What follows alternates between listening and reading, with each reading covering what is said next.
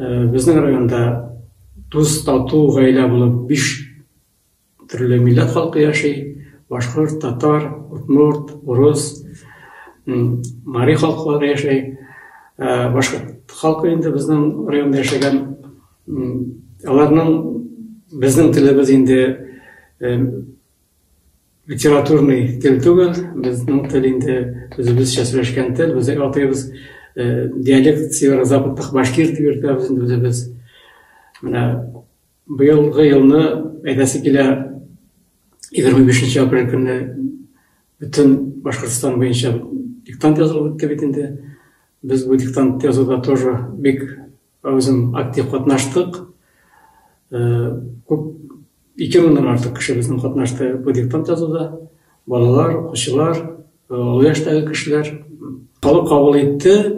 Безнең 4 урында язылды. Библиотекада, мәктәпләрдә. Рус теленнән шулай язылды, татарча и башкортча язылды бит инде. Шуннан соң әйтергә кирәк, быел беренче тапкыр безнең диктантны яздык яңадан үзебезнең телдә, северо-западных башкирт телендә яздык бит инде. Монысы тоже куанычлы. Диктантны безнең үзебезнең якташыбыз, күренекле сатирик поэт Марсель Салимов укып барды бит инде текстны. Бу беренче тапкыр үзебезнең телдә диктант язу булды. Без ышанабыз инде киләчәктә безнең телебез Башкортстан күләмендә төшеп калмас дип, шушы литературный башкирский язык белән бер рәттән барыр дигән өметтә торабыз.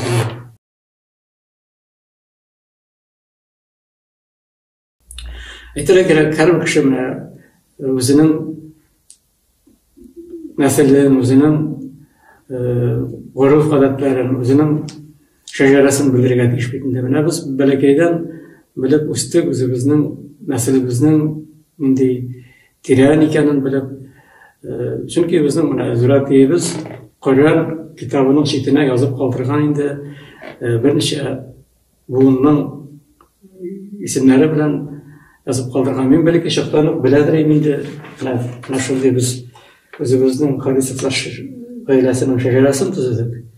Мин бала чактан беләдер инде. Менә без Тускан бей нәселе дип йөртәбез. Менә монда ул бик тирәндә тора инде. Соңыннан инде безнең Башкортстандан Уфа дәүләт университетының профессоры Мөсәлия Хариловна, шушы без бер буыннан чыкканбыз инде. Ул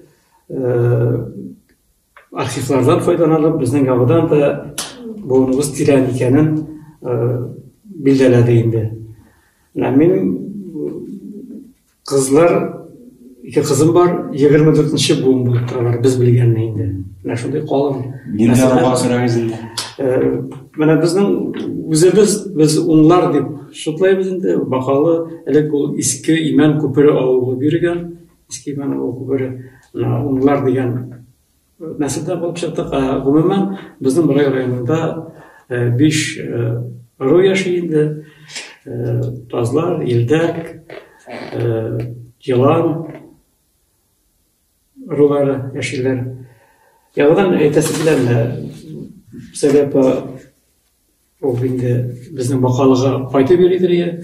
Соңгы кайтканда, мин ул вакытны мәктәп директоры булып эшләгәндә, менә шундый китап бүләк итте ул ергә. Монда язып куйган инде ул. Менә үзебезнең хөрмәтле Юзефар улы, сез һәм күпчелек халык онытмагыз, без үзебезнең башкортлар икәнен дип язып бирдек инде.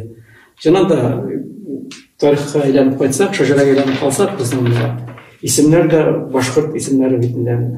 Менә Атнагыл, Карабай, менә булар билдәле иде инде.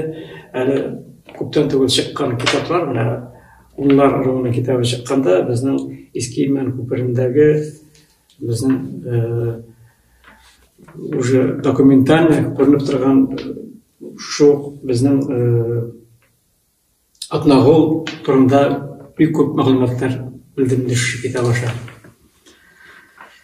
Келешекте әйтергә кирәк инде менә безнең Борай районында менә шушы үзебезнең ыруларның тарихын белү, әлбәттә, яшьләргә киләчәктә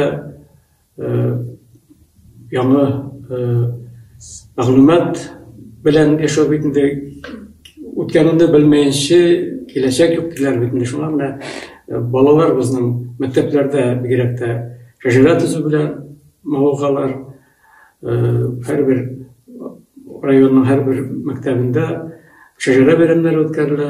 Шулай ук шәҗәрә бәйрәмнәре үткәрелә безнең һәрбер төбәктә, һәрбер авылда.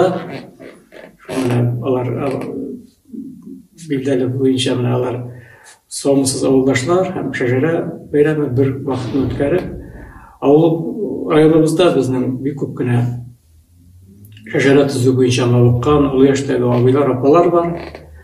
Менә мин әйтеп китәрем, Альфис Мухтасимович Мөгаллимовны олы яшьтә булуына карамастан, ул һәрбер кешегә булыша шәҗәрә төзергә.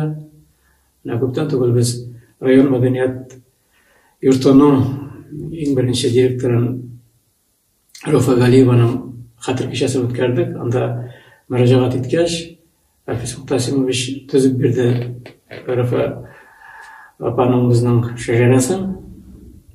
Шулай ук күп кенә кешеләр аңарга мөрәҗәгать итә, кире какмый, башып, авылларның шәҗәрәләрен, үзе Кушманак авылының шәҗәрәсен матур итеп эшләде. Авылларның шәҗәрәләрен матур итеп эшләп, бәйрәм итеп үткәрәбез инде.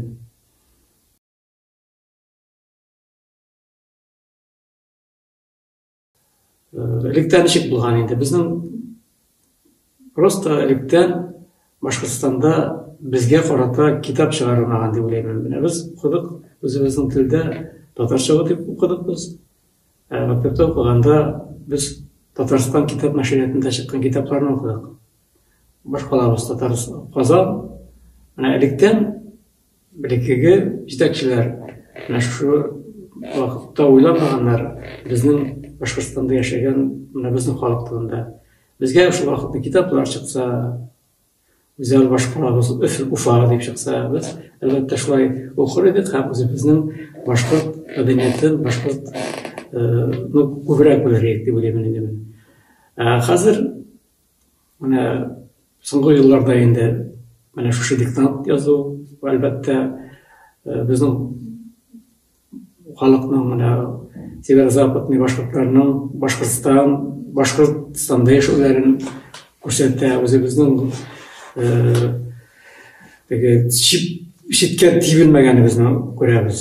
Бу әлбәттә халыкка бик тә ошый, чөнки соңгы вакытта менә әйтеп торам бит инде, без яшәгән халык Башкортстанда безне татар диләр, Татарстанга барсак безне башкорт диләр инде. Без беркемгә дә теге наклап башкортлар дип әйтмиләр, безне татарлар дип әйтмиләр. Соңгы күренеш безне әлбәттә куандыра инде. Менә шундый бигрәк тә шатбыз менә әле диалект буенча төрле өйрәнүләр алып бару инде, китаплар чыгарга тырышулар әлеге безнең яшь лидерләребез инде, академиклар безнең менә бу мәсьәлә белән шөгыльләнәләр. Бу безне шатландыра әлбәттә.